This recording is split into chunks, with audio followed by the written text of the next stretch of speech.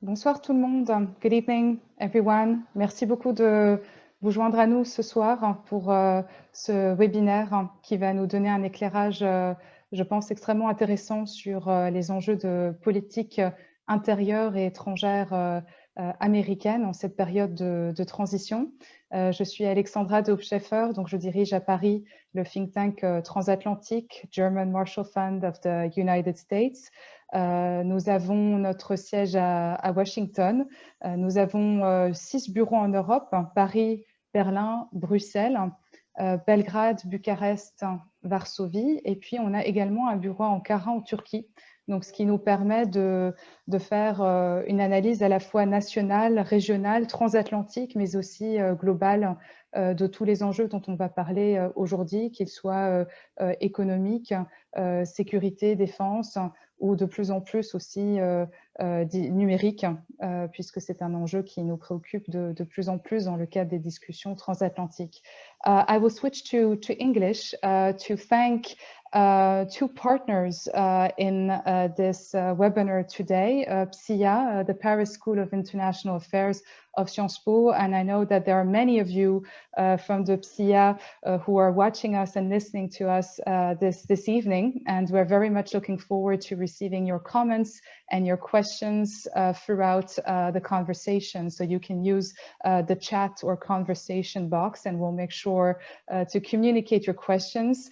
And I also wanted to thank our partner and supporter here, the US Embassy in Paris, for this great partnership.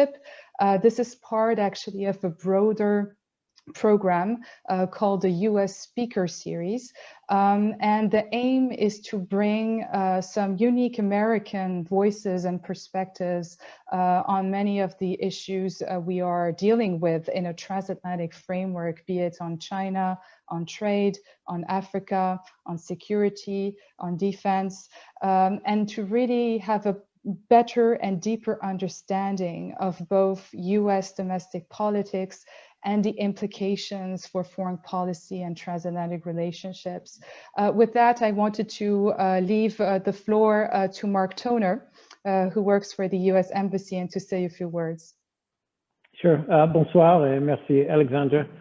Je souhaite remercier tous nos invités de nous avoir rejoints ce soir, bien que ce soit de façon virtuelle, pour ce qui promet d'être une excellente discussion. Je vais continuer comme Alexandra en anglais. On behalf of the U.S. Embassy, I'd like to thank our partners, the GMF Paris Office, as well as Sciences Po. We appreciate their commitment to bringing different perspectives from the United States to France and promoting dialogue between our countries and providing insights into the events and trends and ideas that are going to shape U.S. foreign policy as well as our relationship with France. It's been truly an historic election year. Voter turnout reached really levels not seen since, I think, 1900, in a year where we marked 100 years of American women's right to vote. Women now hold a record number of seats in Congress in 2021. And now, 1 month after the election, we still don't know which party will control the Senate as we await the results of a double runoff in Georgia in early January. Why should this matter to any of you in France? Well, the U.S.-France partnership is critical in addressing all manner of global challenges. France is one of our most important partners and allies in addressing an array of global challenges, from China's emergence to combating terrorism, from climate change to disinformation, etc. I could go on. And even when we disagree on the specific means to address these challenges, we share common goals and common vision based on our shared values of the democratic process, of human rights, and ensuring economic prosperity for our citizens. And the US Congress has a huge impact on the ability of a president to carry out his or her domestic and foreign policy priorities. On each of the challenges I just mentioned, Congress will play a role in authorizing funding, approving measures such as trade agreements or sanctions, or simply raising concerns about global development at large. Tonight, we're lucky to have two seasoned experts, Heather Wilson and Joe Crowley, two former members of Congress who can help us better understand what to expect from Congress in 2021. Heather and Joe, thank you for your participation tonight. Now more than ever, It's vital for our partners here in France to have your perspectives on the different actors, ideas, and opinions that will drive U.S. foreign policy in the coming administration. So thanks again to GMF and to Sciences Po for organizing tonight's event, and enjoy the discussion, everyone. Thank you, Mark. Heifer, the floor is yours. That one's better. Oh, you need to unmute.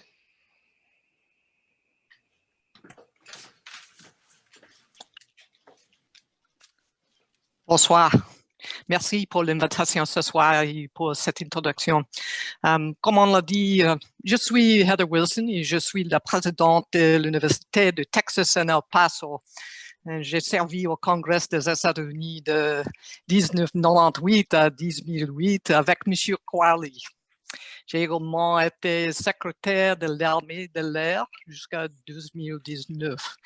J'habitais à Bruxelles à l'automne à 87 à 89. Donc, je parle français comme un paysan belge. Et au Texas, je ne pratique pas beaucoup, so I will also speak in English from here on out. It's wonderful to be with you and to talk a little bit about the American election and also the new Congress. As Mark said, the Senate is still unclear, although it's 50 to 48 with 2 seats in Georgia at play. But what I think was one of the most striking things about the election result was that while the presidency will change parties, the Congress was an unexpected result, where the Republicans picked up significant seats in the House and in the Senate held their own when the predictions were that it was going to be a rout.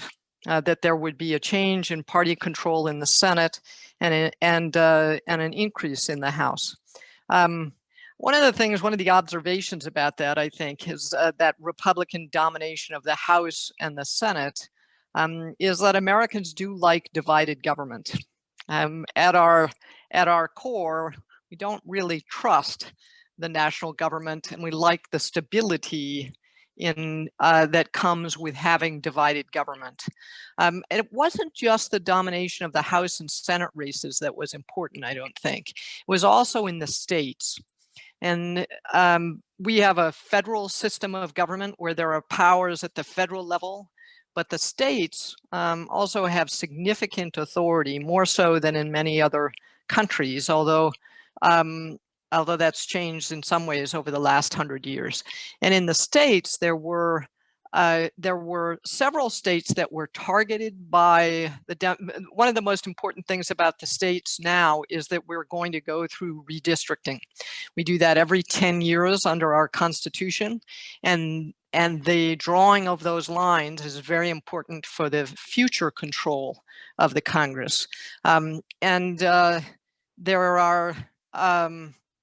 There are 22 states now where the governor and both houses are controlled by the Republican Party, including Florida, Georgia, and Texas.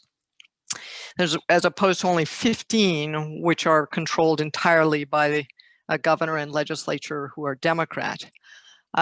The Democratic Party and others really targeted a number of states to try to flip control of those states to control redistricting and control policy going forward, including Texas, Pennsylvania, North Carolina, Minnesota, and it wasn't successful.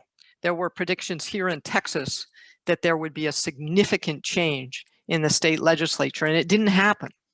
And I think some of that has to do with a shift, a fundamental shift in the composition of the coalition that is making up these parties.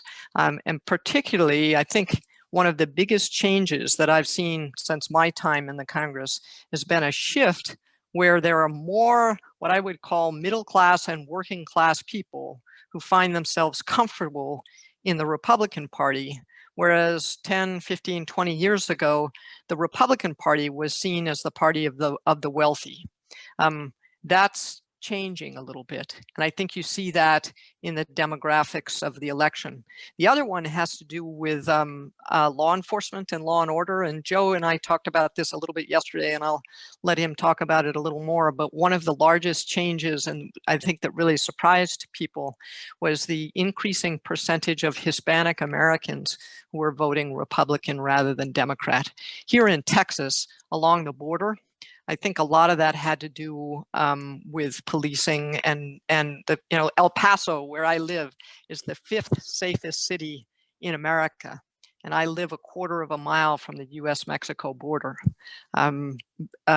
Maintaining safety is important to people, and I think that was one of the things that changed some of people's minds and votes, at least in Texas. Along the border in what is, my community is over 80% Hispanic. So those are some of the things with respect to foreign policy particularly, and we can get into this, what does the change? Foreign policy is primarily driven by the executive branch, although Congress certainly has a say. I think the normal place for Americans to be is actually a little isolationist, and I say that having lived much part of my life overseas and dealt with national security and intelligence issues and so forth. The things that people care about, that they vote on, that they choose Joe Crowley for, is to focus on jobs and healthcare and retirement security and education, not on U.S. relations with Europe or Latin America or Africa, or it's not, foreign policy is not one of their primary concerns until there's a crisis, and then it's a concern. With that said, and I think that's universal, it's not with respect to party. That said, in general, the Democratic Party tends to be more focused on multilateralism and diplomatic kinds of solutions and initiatives. The Republican Party tends to be more of the realist school of international affairs and supportive of a strong national defense and national security. That said, there is tremendous overlap in the middle, particularly when it comes to national security matters. And with that, I will be quiet and look forward to questions. Thank you very much, Heifer. Joe? Oh, you need to unmute. Here I was teasing Heather about that. So I was doing it yesterday, and she did it today, and I did it again.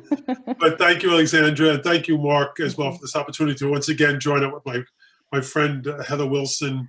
And so good to see her doing well in her new, not so new position, but her new life to some degree in Texas.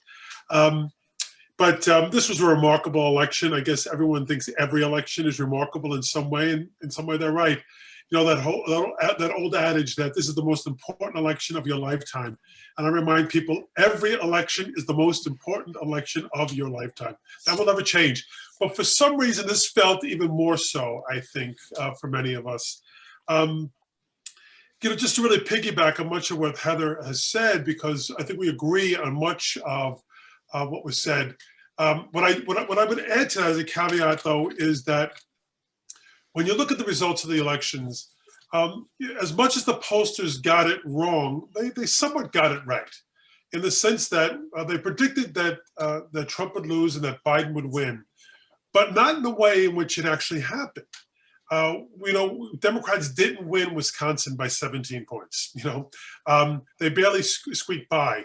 And I think that's an important note here. And then also added to that, there wasn't this blue wave that Heather talked about. I think it was moderate at best, really, that Democrats could take the Senate. And they took a couple of seats, but not enough at this point. And we know that Georgia's still outstanding. I still have to think that Republicans would have the advantage of the state. But there are a lot of factors that are at play, and we can discuss those in questions and answers as well if people are interested in talking about that. But what I think is important to look at is that the reestablishment on the national election for president of what was known as the blue wall of Wisconsin, of Michigan, and of Pennsylvania. Let me add into that the nuance of Georgia, as well as Nevada, which became bluer, and Arizona, which flipped to the blue column. But looking at that blue wall, those first 3 states, and looking at 3 particular cities of Milwaukee, Detroit, Michigan, Milwaukee, Wisconsin, Detroit, Michigan, Philadelphia, Pennsylvania. I'm going to throw in Atlanta and Georgia. But just think about those 4 cities, for instance. Everyone talks about how Joe Biden, should be thanking Jim Clyburn, and he needs to, because Jim Clyburn got him through the primary, coming through South Carolina and the black vote that supported him. But you look at those 4 cities, and predominantly because of African-American votes, Joe Biden is president of the United States, in my opinion, my humble opinion. And without that, I think it would have been another term of Donald Trump. And that's an important factor. The other thing is to mention, as Heather mentioned, this was not a repudiation of the Republican Party. Republicanism was not repudiated by the American people. Donald Trump was vanquished by them. And that's interesting to look at. No other candidate in the history of the United States got more votes than Donald Trump in a presidential election, except for Joe Biden, in the history of the United States. You think about that, and yet Republicans did well down ballot. He had no coattails. In fact, they ignored whatever he had, and they voted not for Democrats, but more often than not for Republicans. Democrats were expecting to win 10 to 15 seats in the House, and the exact opposite happened. So, there's a lot of introspective going on right now within the Democratic Party because of that. But I think those are important factors. And there's more to this as well, obviously. The Latino vote in Nevada, as well as in Arizona. I think Heather's absolutely right. Democrats have tended to look at the Latino or Hispanic vote in the United States as a monolithic, entity, and they are multicultural, multi-ethnic community here in the United States with different values and different concerns. I also agree with Heather that for the most part, that all politics is local, as Tip O'Neill, the former Speaker of the House, said. Mm-hmm. And there's a lot of truth to that. That really is the mainstay. How's my health care? What's crime in my neighborhood? What are the media issues? Do I have a job? Do I have a sustainable job? All those things, those issues matter. That's what they vote for or against, typically their local member of Congress on. And I think Republicans are very effective in using 2 particular issues: the defund the police that came out of the social justice movement, which was not run by Democrats or Republicans. It was a separate issue that it morphed because of some police brutality, perceived police brutality in the United States. Excuse me. And this notion of defunding the police, and at the same time, the ramp up of civil unrest in cities, especially after someone was killed.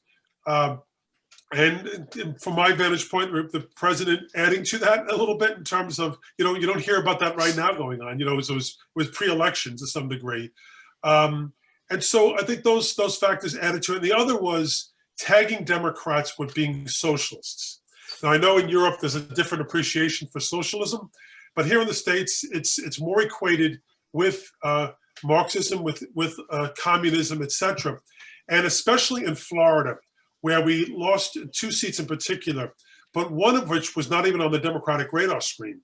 And that was Donna Shalala, a very well-heeled congresswoman. She was the former Health and Human Services Secretary under Bill Clinton. She had ran 2 colleges that Heather would be familiar with as well. And she lost her election because she was tagged with the socialist line, where there is a large Cuban, Ecuadorian, Venezuelan population, where people had come from those countries, had not had good experience with left totalitarian states, and therefore they were ousted. So those are a couple of the issues. But just one last point before I turn it back to you, Alexandra and Mark, is I do think that Biden will re-engage on the world stage in a different way in which Trump had. We'll rejoin the Paris Accords. I think it's going to be a little bit more of a rocky road now because of what's happened in Iran in terms of re-engaging on the Iran deal. I think the desire is to bring Iran into the culture of the world as it pertains to nuclear proliferation. I think that you'll see a different kind of engagement in Europe. And not to say that Donald Trump didn't have some valid points, is the way in which he had gone about it, demanding the NATO and the EU to pay its fair share. I think Americans recognize that. But I think more of us also recognize that the troops that are in Italy, that are in Germany, that are in Japan, that are in South Korea are not necessarily there to protect those countries or those individuals from those regions, but it's also there to protect the United States. That we have a selfish motivation here as well. And that somehow was lost in the equation. I do think, though, that generally speaking, realigning or reestablishing the alignment that we've had with Europe as a partner in this world today, this ever concerning world of the quest by China for a blue water navy, the border dispute between India and China at this point in time, Russia and its unpredictability, all those issues, I think we've fell in line more often than not with our European partners will be reestablished. Again, I think also Biden will look to the Pacific in terms of reestablishing U.S. Trade links. And I think South America as well, there's oftentimes forgotten by the United States, will also become even more important in terms of our attention. So with that, I'll turn it back to you, Alexandra. And Thank you both, Heifer and Joe. I have a lot of questions coming in, but that's a very good sign because obviously you triggered a lot of interest from our audience here. And the first question has to do with Trumpism. It's true that in France there has been a lot of debate about Trumpism and the so-called resilience of Trumpism after this election. And so the first question is, do you believe that what we call Trumpism is settled for a long time and will affect the Republican Party for the next 10 years? So that's a first question. And the second question is about the capacity of Biden now that he is he's going to be inaugurated as the next president. And the question is, will Biden as president ultimately prove more successful at persuading McConnell to negotiate than during the Obama administration? And on what issues do you think he will be able to persuade McConnell to negotiate? So these are the two first questions I wanted to submit to you. Maybe Heifer on the Republican Party. Sure, and then I'll leave Joe for to take on that next one. That seemed way too hard, man. You got that one.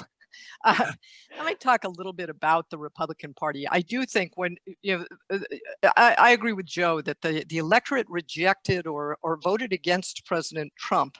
They did not vote against the Republican Party and some of the things that the Republican Party stands for.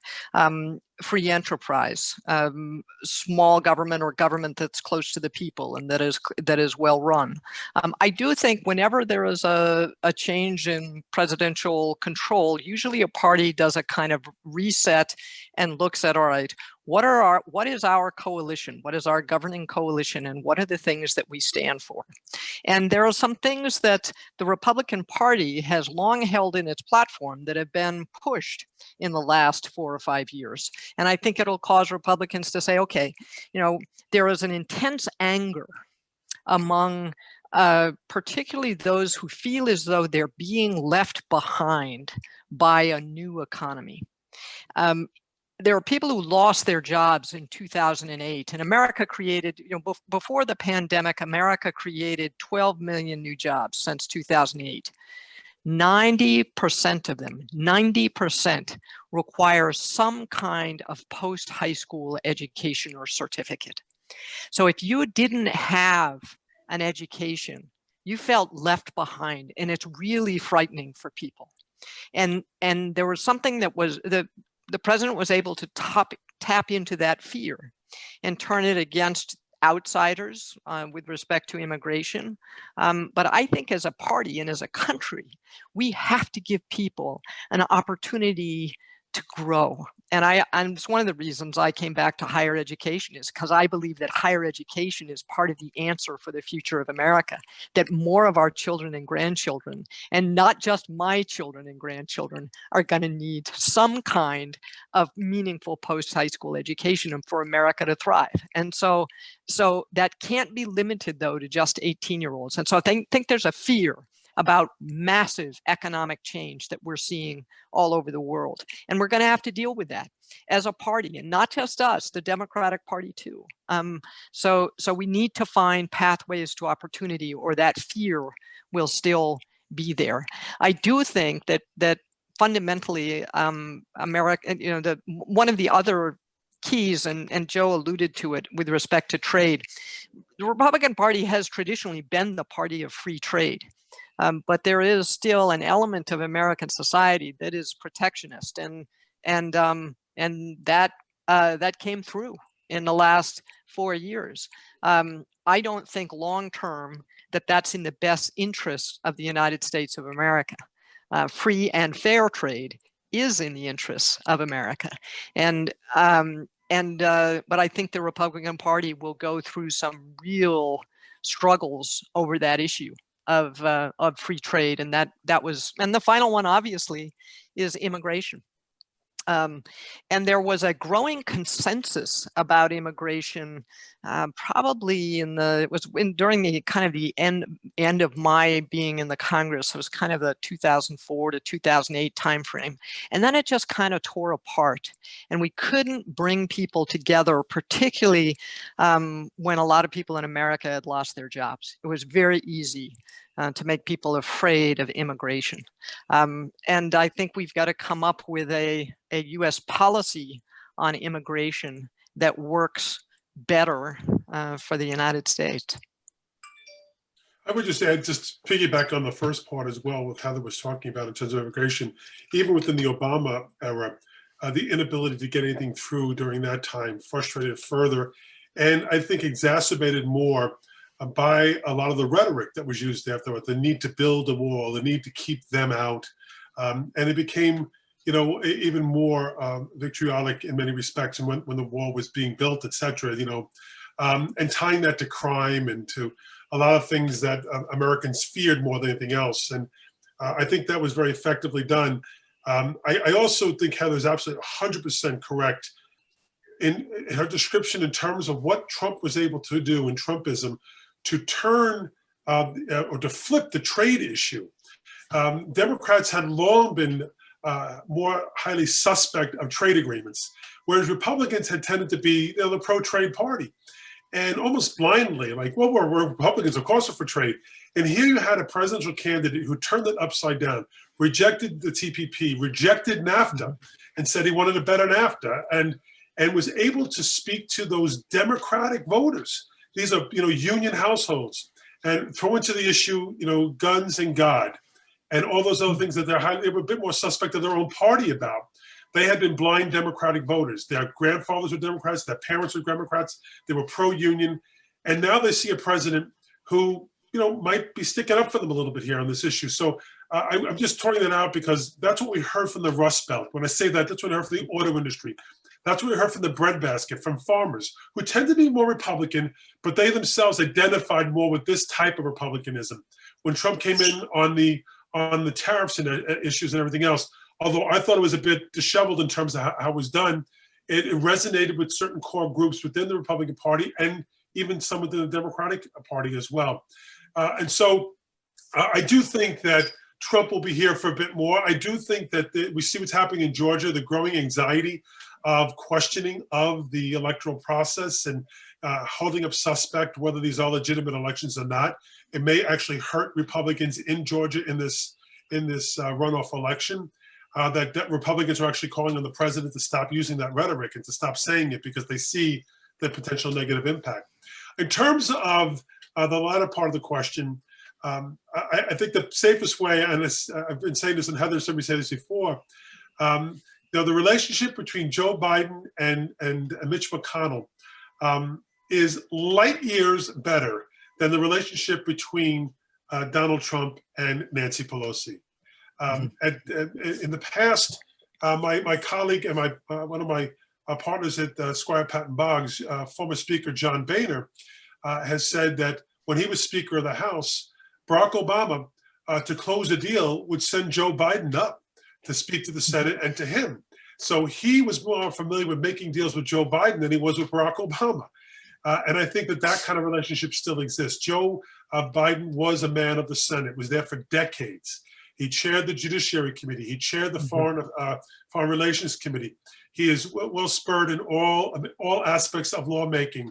And so I think having that kind of a background will inure to his benefit. Whether or not we can get beyond this partisanship and actually get things accomplished remains to be seen. And I think all eyes now obviously are on Georgia and what the outcome will be there. So I think that's even affecting right now the negotiations on the budget as well as on coronavirus. Excellent. Thank you very much. So there are two questions, one directed to Heifer and the other one to Joe. So it's a pretty balanced. I might like hers better than mine. I might like hers better. So I'll flip. I'll trade you. We'll flip them if you prefer. So one is for Heifer. Heifer Wilson said that the American people like a divided government, but don't you think that this may lead to a policy deadlock due to an increase in the partisan politics in the United States? And the other one that was addressed to Joe was considering how slim is the majority of the Democratic Party in the House, how do you envision prospects for effective lawmaking that reconcile visions of the progressives on the one hand and those moderates, more moderates like Speaker Pelosi? So it's more of a sort of internal politics questions, but both really interesting questions to address. So you pick and choose, Heifer and Joe. I'm so glad I get the easy questions, Joe. So here's the thing. Our government in the United States was not set up to be efficient. It was set up to protect us from tyranny. We divide power. And fundamentally, I think we like divided power. Because and as a former legislator, it was always very frustrating because it took so much time to get anything done, even when people agreed that it needed to be done. But it's set up that way to take time, to give us tremendous stability. And I would say that that stability of both our culture and our laws really has been in evidence over the last month. The most powerful man in the world, who commands the most powerful military in the world, was unable to influence elected county clerks in divided governments in 50 states to change the results of an election. That is pretty remarkable. And it's because of the stability of our governments and the division of power in the federal versus state versus local, how people are elected, what their authorities are, and the belief in the structure and the fundamental justice of the wisdom of our Constitution. And there were so many times as a member of Congress where we would be having discussions and there would be something relevant from that very short document that is the basis of our government. There's wisdom in it, and it's very, very stable. And I think that's frustrating. It does mean that it's hard to get anything done. Honestly, some things, if Joe Crowley and I are walking down the hall, as we did from time to time because our offices were near each other for a bit, and we were talking about something and getting something done, nobody cared in the media. You will see news stories about a car crash. You will never see news stories about cars flowing normally down the freeway. So when people get things done that are practical and make a difference, generally it's not really news for very long. And people in Congress know that. They'll pick fights just to get attention. But then sometimes there are members who will just get meaningful stuff done. I would think the most important thing right now for Joe Biden and the Congress to get done is to crush this pandemic. That was an issue in this election. We haven't really talked about it much, but the perception, that there was not enough competence with respect to a strategy, implementing strategies to crush this pandemic. And it may not have been a valid criticism. I mean, we're about to get a vaccine in record time, several vaccines in record time, and they did a lot. So that part of it may have been a failure to communicate what was being done. At the same time, in every community around this country, people are seeing people get sick. Testing isn't efficient. You're not getting results. They see a lack of effectiveness and efficiency in their government. And it's another reason why they don't much trust government, because when it really comes down to it, they didn't get the job done. And so people are frustrated by that. But I think the most important thing that Joe Biden can do, and he can do it in a very bipartisan way, is to crush this pandemic. I would, I have to just commend Heather on her answer. I listened, and I get chills as well when you think about the simplicity of the Constitution, yet the strength of it, and the reference to clerks dismissing, the most powerful person in the world. It's understated in many respects, because it's just amazing that happens, and the results are the results. People criticize the electoral process and call it corrupt, and some of it is probably the most uncorrupt election in the world, and it's something we should be proud of, and not holding in suspicion. Heather also mentioned, I think, that the virus itself is a very determinant factor here, I think, in the outcome of the election as well. I think people have talked about the president's inability to show empathy and to sympathize and understand what the common person was going through in these things. And then he got the virus himself, and he still continued to kind of flaunt it. And I think that hurt because real people were dying. You think about the fact that the United States is 5% of the world population. And putting aside how many COVID cases there really are in the United States, what we do know is we've suffered 20% of the world's deaths. In the, one would argue, one of the most sophisticated countries in the world. How can that happen? So there really weren't great answers for that. And I think those were some things that weighed in on that. But in terms of the issue of deadlock, Heather could remind you as well, some of the most far-reaching legislation,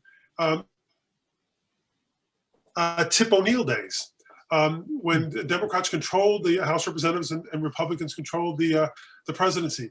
Immigration reform, tax reform happened during that time. So in many respects, Social Security, you get more well-rounded approaches to legislating. Real quick, in terms of the situation in the House, the one thing I can tell you is that you mentioned how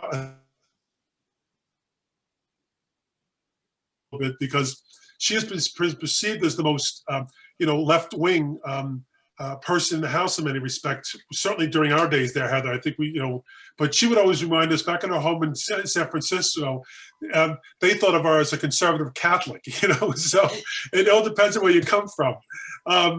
But the reality is that she knows one thing, and that is the road to having secured the majority in the House of Representatives, and the road to keeping it is in the breadbasket. It is in the Rust Belt. It's in Middle America. It's not in the districts like mine. As I said before, you can replace all the Joe Crowleys with all the AOCs you want, and it doesn't move control of the needle as to who controls the House of Representatives. She knows how that's done. It's done in the middle of the country, and she's going to be very smart, very wise about that, I think. The real problem for her is going to be is that the party of the incumbent president in the first midterm election historically tends to lose seats. Added to that, as Heather mentioned before, the success that Republicans had in maintaining control of the state legislative bodies that will, in many respects, determine the outcomes of how the new districts are formed will give Republicans a great advantage. So they have their backs up against the wall, but I would never count Pelosi out, nor Democrats. I think they can also rise to the occasion. So we'll see what happens. Let me add one more thing to that, because I think you're right that it's it's the middle where the Congress is formed. It's 10 to 20% of the seats that are really in play in any election, and they are the ones that can go both ways. They're not the heavy West Texas Republican seats or the heavily liberal California seats. It's in the middle. Interestingly, every pickup seat for the Republicans in the House in this election was a woman, a minority, or a veteran. They recruited candidates that fit their districts. It's a very local thing.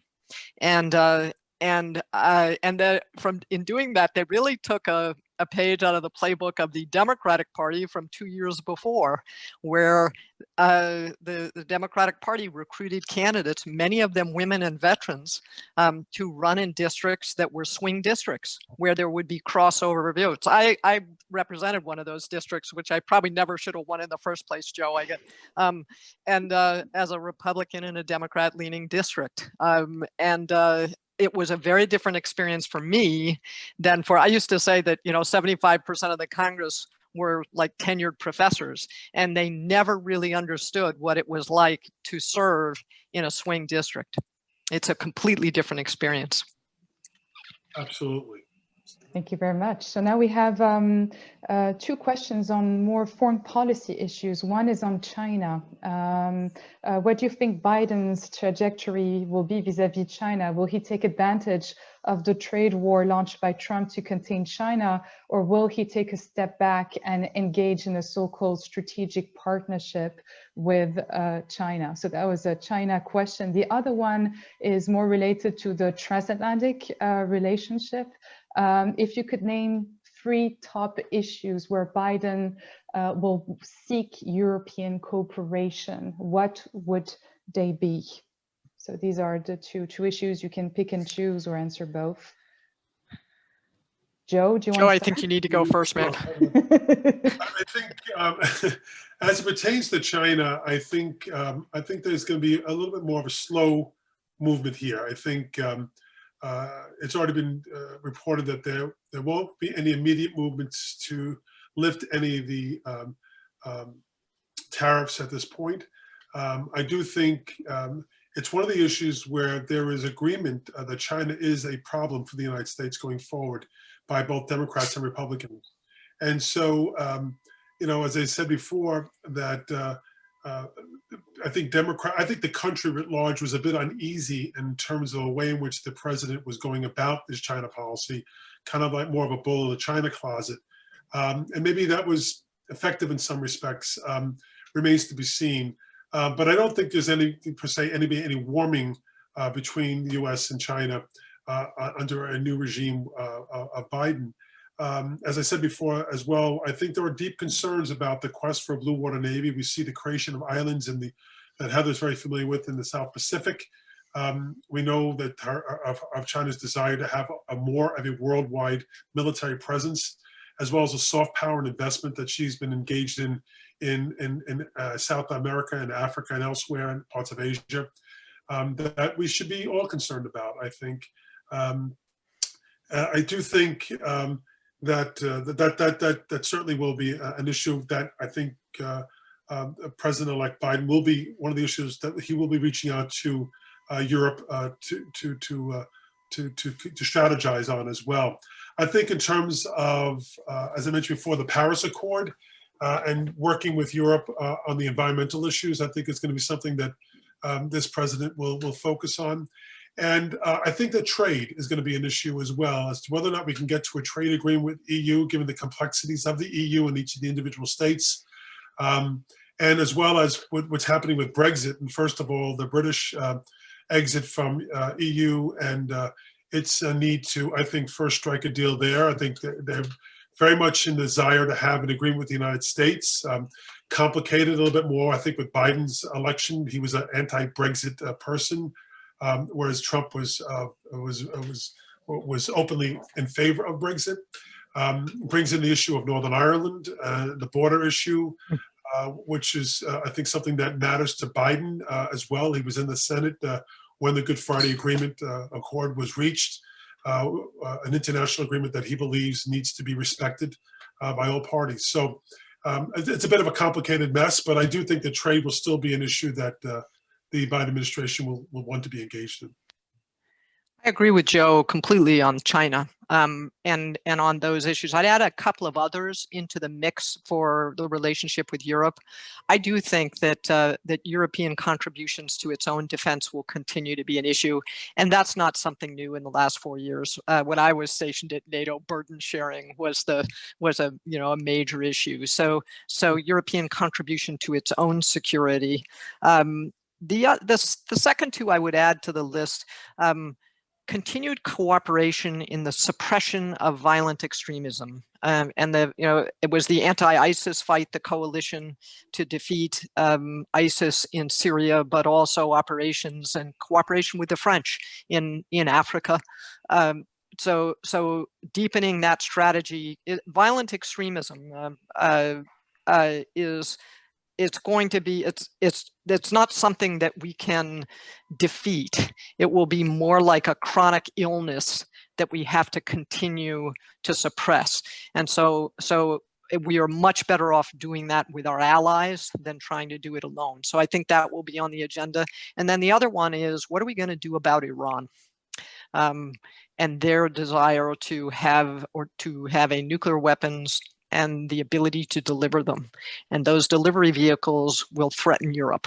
And so we need to, I think that will probably be on his agenda. But I think I agree pretty much completely with Joe's assessment on the rise of China and the need for the United States and others to really focus on what that means for the Pacific.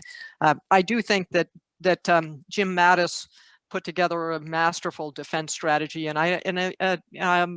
one of the good things about American government is the Pentagon tends to be very apolitical, and I would expect a lot of stability there. The real issue will be, what will the budgets look like for the Defense Department, because that will have an impact on our deployments and our capability and working with our allies. But from a policy point of view, I would expect a lot of stability and continuity on national security. I want to amend the question. I want it to be 6 things that we work with Europe on. Not a problem. Pick one. Thank you both. 2 last questions, and then we'll have to wrap up, unfortunately. One is on US-Russia. How do you think the relations between the USA and Russia will evolve under Biden's administration, particularly concerning the New START treaty? So that's, as you can see, is a big concern here in Europe and in France. And the other one, which is a nice way to conclude on the broader debate about American democracy and the electoral process. There has been a lot of noise recently that the recent presidential elections were rigged, and wild conspiracy theories floating around as to how it was done. Do you think that this damages the belief of the American people in the electoral process in the US? And is it a dangerous game to play? So these are the two last questions. You can pick and choose, and it will be. I'll let Heather pick the military one. She's a military person. So. Well, I'll take them both. But with respect, and then you can too, Joe, because I'm not going to let you dodge the Russia question, man. Putin is a nationalist opportunist who threatens his neighbors, and will take advantage of opportunity to continue to do so. I think arms control, and I've done arms control. I was involved with the Conventional Forces in Europe Treaty a long time ago. Arms control is a way to manage conflict through negotiation. We don't, since the treaty on the Great Lakes, we haven't had an arms control treaty with Canada because we really don't need one. So it is a means to manage conflict between peoples whose interests are opposed. I think what always needs to be kept in mind is what are our interests, and to be very clear-eyed about exactly who we're negotiating with. And so that's kind of my views with respect to Putin. On conspiracy theories and so forth, I've won elections and I've lost elections. I've lost very close elections and I've won very close elections. There are increasing numbers of people who are, including the Attorney General of the United States, who is clearly saying that there is no evidence of significant fraud that would have changed the result of the election. And I think that that will sink in with people over time. There will always be people who think, so-and-so cheated. But I think that for me, when I look back on the last month, as I said before, what it really, the real comfort I get from this is just how resilient and robust our system is. That the counting matters, and the system worked. Let me first and foremost say I agree with Heather 100% in terms of Russia. In terms of negotiating on arms control, a lot more will depend on Putin than it will on Biden, quite frankly, and whether he's cooperating, whether he wants to cooperate and really cooperate in terms of negotiating. But he's the aggressor. There's no question about it within his sphere of influence. When it comes to the issue of our elections, I think Heather is also 100% correct. The thing that was scary to me was that over 70% of Republicans believed that the elections were rigged in some way or fraudulent. And much of that really comes from the top. So I was heartened yesterday by the Attorney General saying that there was no evidence of fraud that would overturn the results of the elections. I think that's important to say. It's not to say that the system is perfect. There's no system in the world that is absolutely perfect. In an upstate New York race, there were two races. One in Iowa that's separated by single digits, and one in upstate New York that is separated by 12 votes. They yesterday found 54 votes, 44 of which they believe are valid votes. Now, where they came from and why that happened, no one really seems to know. But it will actually change the results, possibly, of this election. Either would one side will win bigger than they thought, or one side will actually come from behind and win. And it's unfortunate that that happened, but that's a part of a system that's not perfect.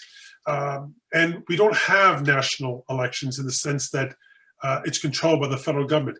And what's unique about the United States in many respects is that each state is in charge of conducting the national election.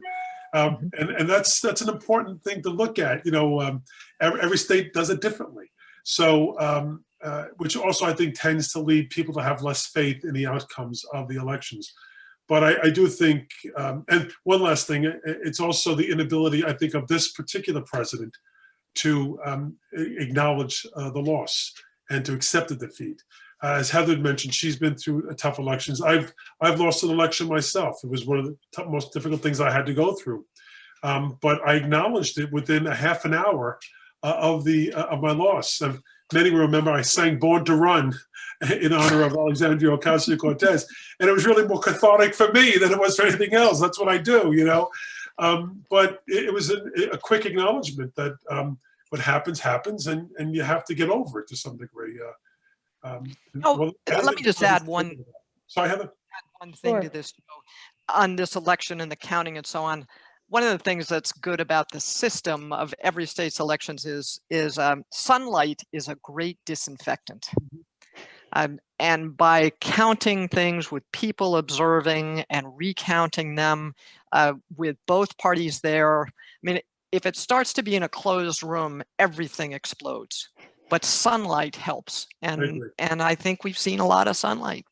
I agree, especially in Texas and Arizona. They have more light than we do in New York. Darn right. Darn right. Well, on that sunny note, it's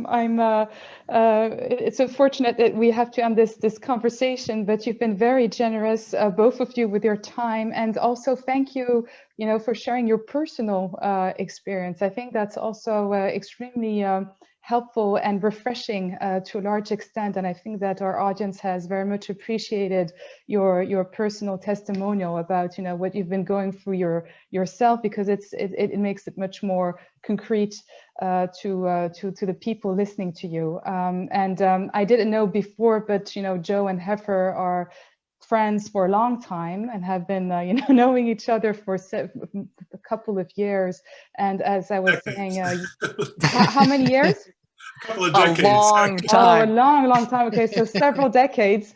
But this is really also very inspiring in that particular context. And I was saying yesterday that if you could inspire the next Congress, that would be just a tremendous example. So thank you both very much.